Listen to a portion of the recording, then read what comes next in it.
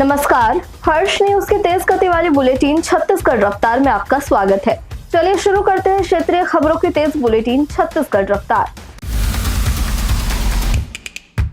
छत्तीसगढ़ के जांजगीर चांपा जिले में मॉर्निंग वॉक पर निकले 3 लोगों को अज्ञात वाहन ने कुचल दिया। हादसे में तीनों की मौके पर ही मौत हो गई। हादसे के बाद ड्राइवर वाहन लेकर भाग निकला, जिसकी पुलिस तलाश कर रही है। घटना बलौदा थाना क्षेत्र के ग्राम डोंगरी पूर्वी से गुजरने वाली भारतमाला रोड पर हुई है। जानकारी के मुताबिक सुबह करीब 5 से 6 बजे के बीच ग्राम डोंगरी पूर्वी के रहने वाले दिलहरण दास वैष्णव, केदार बरेठ और संतू यादव मॉर्निंग वॉक पर निकले थे। हादसे की जानकारी मिलते ही मौके पर लोगों की भीड़ लग गई।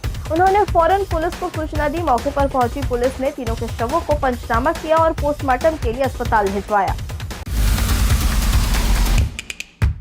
छत्तीसगढ़ में अगले 1 सप्ताह तक बारिश की गतिविधियां बढ़ने के आसार है। मौसम विभाग ने प्रदेश के अलग अलग हिस्सों में मध्यम से भारी बारिश और कई जगहों पर आकाशीय बिजली गिरने की चेतावनी जारी की है। विभाग के मुताबिक दक्षिण पश्चिम मानसून के अगले 3 से 4 दिनों में प्रदेश के बाकी हिस्सों तक पहुंचा जा सकता है। पिछले 24 घंटों के दौरान कई जिलों में हल्की से मध्यम बारिश हुई।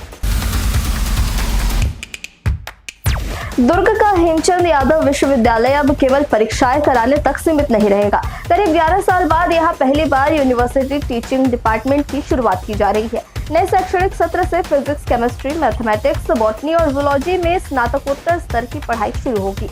इसके लिए मंजूरी मिल चुकी है और जुलाई से कक्षाएं शुरू करने की तैयारी पूरी कर ली गई है। अप्रैल 2015 में विश्वविद्यालय की स्थापना हुई थी, लेकिन अब तक यह यूटीडी शुरू नहीं हो पाया था। इस वजह से विश्वविद्यालय की भूमिका मुख्य रूप से परीक्षा कराने और परिणाम जारी करने तक ही सीमित रही। छत्तीसगढ़ के सबसे बड़े शासकीय अस्पताल सिम्स में शनिवार को उस समय अफरा तफरी मच गई जब शवगृह के पास मालवाहक वाहन से उतारते समय एक ऑक्सीजन सिलेंडर अचानक नीचे गिर गया। गिरते समय सिलेंडर से तेज दबाव के साथ ऑक्सीजन गैस का रिसाव शुरू हो गया, जिससे परिसर में सनसनाहट की आवाज गूंजने लगी। आवाज सुनते ही अस्पताल में मौजूद मरीजों ने, परिजन, कर्मचारी और अन्य लोग घबरा गए। इसी दौरान किसी ने अफवाह फैला दी कि ऑक्सीजन सिलेंडर फट गया है। अफवाह फैलते ही अस्पताल परिसर में भगदड़ जैसे हालात बन गए और लोग सुरक्षित स्थानों की ओर दौड़ने लगे। करीब 15 मिनट तक अस्पताल में दहशत का माहौल बना रहा। छत्तीसगढ़ के रायगढ़ जिले के ग्राम छर्राटांगर में बच्चों ने पत्थर मारकर हाथियों को खदेड़ा। इसका वीडियो भी सामने आया है, जिसमें हाथियों को भगाने के लिए पटाखे फोड़े गए। शोर से और पत्थरबाजी से हाथी इधर उधर भागने लगे। जानकारी मिलने के बाद वन विभाग की टीम मौके पर पहुंची और ग्रामीणों को हाथियों से सुरक्षित दूरी बनाए रखने की समझाइश दी। इससे पहले रेल बनाने के लिए युवकों ने हाथी पर पत्थर मारा था। जब हाथी बेकाबू होकर उनकी ओर दौड़ा तो सभी युवक भाग निकले।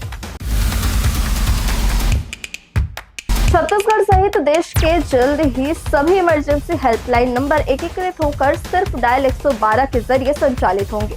इसके लिए तैयारी शुरू हो चुकी है। सुप्रीम कोर्ट ने सभी राज्यों और केंद्र शासित प्रदेशों को 3 महीने में डायल 100, 101, 102, 108, 1033 और 1091 समेत आपातकालीन नंबरों को 112 में मर्ज करने का निर्देश दिया है। अदालत ने राज्यों से कार्रवाई की रिपोर्ट भी मांगी है। सुप्रीम कोर्ट के आदेश के बाद छत्तीसगढ़ में कवायद तेज हो गई है। हाल ही में गृह विभाग के अधिकारियों ने डायल 112 में इमरजेंसी कॉल को एकीकृत करने पर बैठक की। इसके लिए विस्तृत एक्शन प्लान बन रहा है। महासमुंद जिले के बलौदा बेलमुंडी डायमंड ब्लॉक में हीरा खनन परियोजना ने अहम पड़ाव पार कर लिया है।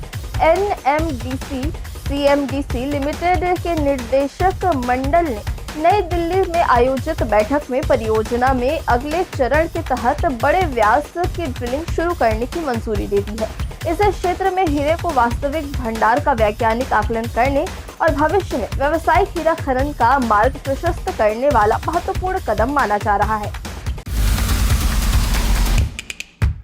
छत्तीसगढ़ सरकार नवा रायपुर को देश के बड़े टेक्सटाइल और गारमेंट निर्माण केंद्र के रूप में विकसित करने की दिशा में तेजी से काम कर रहा है। मुख्यमंत्री विष्णुदेव साय की पहल पर यहां 81 एकड़ में आधुनिक टेक्सटाइल पार्क बनाया जा रहा है। इसका मकसद प्रदेश के युवाओं और महिलाओं को स्थानीय स्तर पर रोजगार उपलब्ध कराना और नए उद्योगों को बढ़ावा देना है। टेक्सटाइल पार्क में पहली गारमेंट निर्माण यूनिट लगाने का काम शुरू हो गया है। इस यूनिट में करीब 235 करोड़ रुपए का निवेश किया जा रहा है।